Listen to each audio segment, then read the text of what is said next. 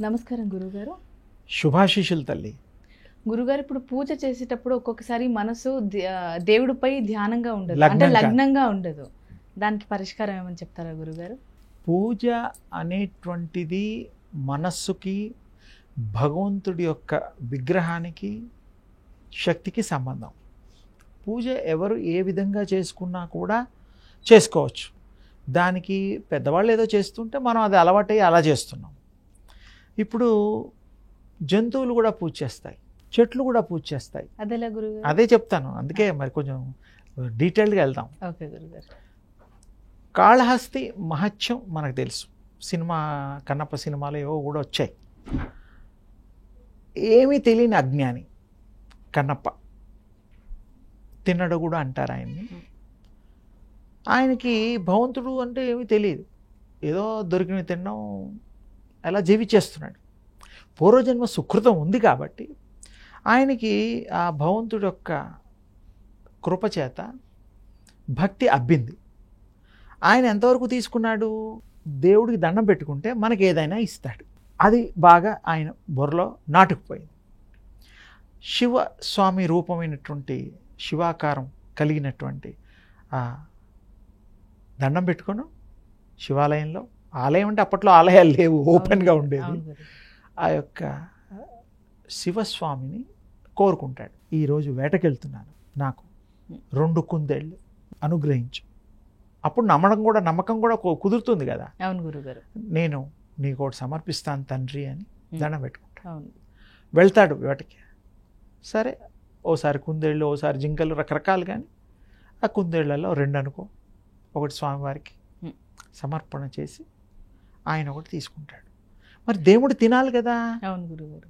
చాలా విశేషం ఏమిటంటే, ఆ అమాయకుడు కాబట్టి, ఆటవికుడు కాబట్టి స్వామివారిని కోరుకుంటాడు, అది తినేస్తాడు.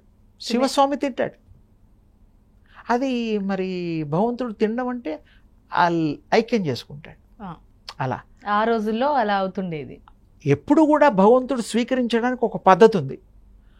అదేలా గురుగారు? పూజలో మనం షోళచౌపర పూజలు అవి ఇవి ఏవో చేస్తాం, ప్రసాదాలు పెడతాం. అవును. పెట్టినప్పుడు స్వామివారు తీసుకోవడానికి గుళ్ళో అయితే ఆ కర్టెను, పర్దాలు అంటాం కదా, అవును గురుగారు. అవి వేసి లోపల తలుపులు పెట్టి స్వామివారికి అన్ని ముందర పెట్టి నైవేద్యం కైంకర్యం చేసేసి వీళ్ళు బయటికి రావాలి. అవును గురుగారు. లోపల ఉండరు. నరసింహస్వామి నరసింహస్వామి కానీ ఏ దేవుళ్ళైనా కూడా బయటికి రావాల్సిందే. అవును, అవును. మనం దేవుళ్ళ దగ్గర ఉండకూడదు. అవును గురుగారు. అప్పుడు ఆ స్వామివారు ఆ ప్రసాదాలు స్వీకరిస్తాడు. ఎలా అనేటువంటి చెప్తున్నాను. ఆఘ్రానిస్తాడు అంటే ఆ స్మెల్ చేస్తాడు. అందులో ఉండే ఎసెన్స్ ఆ స్వామివారు స్వీకరిస్తాడు. అంటే తిన్నట్టే లెక్క. ఆ ప్రసాదాలు బయటకు వచ్చి పంచితే అది రుచి ఉంటుంది.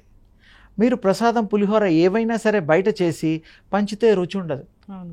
దేవుడికి కైంకర్యం చేసిన దాంట్లో ఉండే ఆ రుచి, సమర్పణ చేసిన రుచి మామూలుగా చేసుకొని తింటే రాదు. అంటే దేవుడు స్వీకరిస్తాడు అనేటువంటిది ఇక్కడ నిదర్శనంగా చెప్తున్నాను. మన పూజల్లో ఇలా ఉంది. ఆ రోజుల్లో భక్త కన్నప్ప అలా చేసేవాడు. అలా అనుభవంలోకి వచ్చింది. దేవుడు కూడా చివరి కాలంలో ఆయన కళ్ళు కూడా ఇస్తాడు. ఆయన కనబడుతుంది.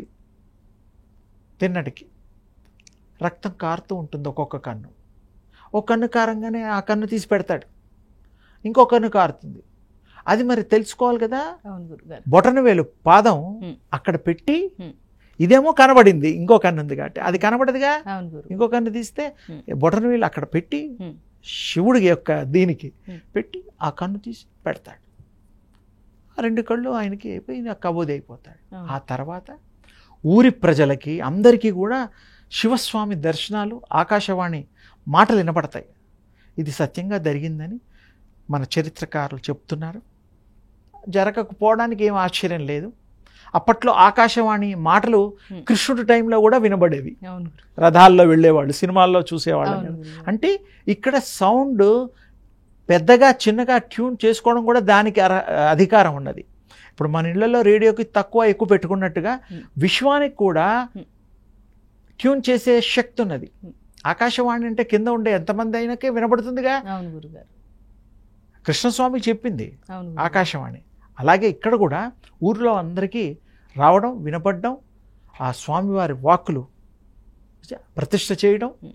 ఆయన మహాభక్తుడు అవ్వడం, Hmm. తర్వాత కాలంలో ఆయన అందులో ఆత్మార్పణ Hmm. చేసుకోవడం. ఆత్మార్పణలో 2 రకాలు, అంటే ఏదన్నా కాల్చుకునే ఆత్మార్పణ అంటే అలా కాదు, Hmm. మామూలుగానే యోగం ద్వారా ఆత్మని అర్పణ చేసుకునే అంటే పద్ధతి. ఏం చేసినా దేవుడిని చూడటం, దేవుళ్ళో కలిసిపోవడం, కలిసిపోవటం. చూసిన తర్వాత కలిసిపోతాం, ఓకే. చూడకుండా కలం. ఉమ్, ఉమ్. అంటే ఇక్కడ ఏమిటంటే సింపుల్గా పూజా విధానంలో మీకు అన్ని శాస్త్రాలు చదవక్కర్లా, Hmm. చదివి చేసుకున్నారా చేసుకోండి, Hmm. చదవకుండా కూడా చేసుకోవచ్చు. Hmm. ఏ జ్ఞానం లేకుండా కూడా ఉమ్, పరాజ్ఞానం వస్తుంది. ఈ జ్ఞానం కాకుండా పర అంటే వేరొకటి, ఆ జ్ఞానం కూడా వస్తుంది. ఉమ్, ఎలా? అమాయకులకి ఉమ్. ఆ స్పృహ. స్పృహ కాదు, స్పష్టంగా పరికిస్తుంది. ఆ, ఆ పరికించడం అనేటువంటిది పలికించడంగా మారింది. ఆ స్వామివారికి వస్తుంది. ఈ పూజా విధానంలో, ఈ పద్ధతుల్లో మీరు స్వామివారు తీసుకోవడం అర్థమైంది. ఉమ్, ఆ రోజుల్లో స్వామివారు కూడా మాట విని ప్రత్యక్షమైనట్టుగా కూడా కాళహస్తి మహత్యం ఒక రుజువు ఉంది. ఎన్నో ఉన్నాయి అలా అందరి దేవుళ్ళు. అదే మనస్ఫూర్తికి ఒక దీపం వెలిగించినా అది మీరు ద్వీపాలు ఉంటే వెలిగించండి, ఉమ్, మనోద్వీపం కంటే గొప్ప ద్వీపం లేదు.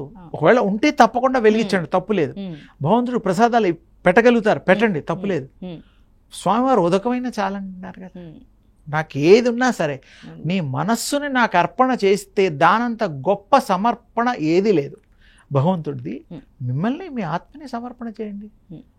ఆత్మార్పణం అంటే మళ్ళీ దీంట్లో కూడా వేరే అర్థాలు ఉన్నాయి. అవును. అలాగే సమర్పణ భావం వేరు. అవును గురుగారు. అలా హృదయం కుసుమం సమర్పయామి అంటూ ఉంటాం చాలామంది. అవును. పుష్పంలాగా అనుకొని భావం చేస్తూ చేయొచ్చు.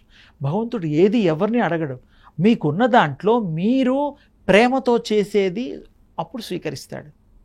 ఈ మనకు ఒక ₹1,00,00,000 ఇచ్చాడు అనుకో దేవుడు ఏదో పనిలో, ఆ దేవుడి మీద మనం కొంతన్నా ఖర్చు పెట్టి మన ప్రేమని నిరూపించుకోవాల్సిన బాధ్యత ఉంటుందిగా.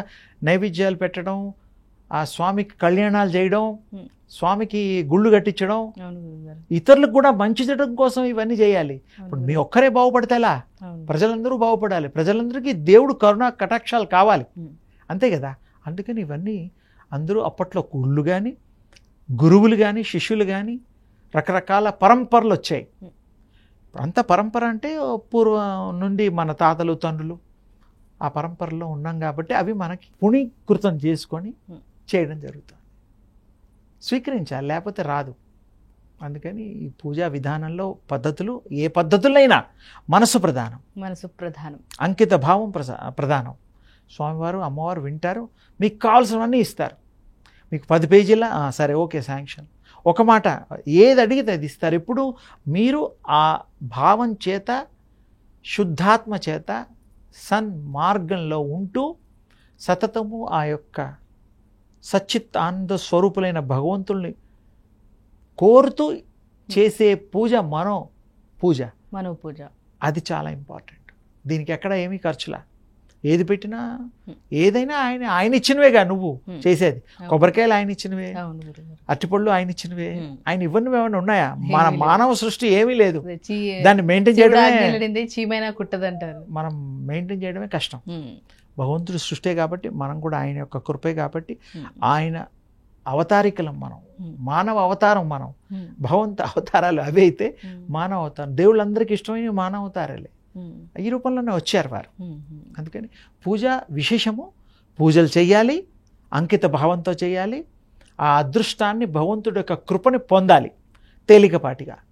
అందరికీ శుభం కలుగుతుంది. అందరూ పూజా విధానాన్ని తేలికపాటి పద్ధతుల్లో మనస్సు లగ్నం చేసే ముఖ్యోద్దేశంతో కనుక చేస్తే మీకు అన్నీ సఫలీకృతం అవుతాయి, అన్నీ సత్ సందర్శనాలు అవుతాయి, మంచి మంచి అనుభవాలు కలుగుతాయి. సరేనమ్మా? శుభం తల్లి. చాలా చక్కగా చెప్పారు గురువుగారు. ధన్యవాదాలు.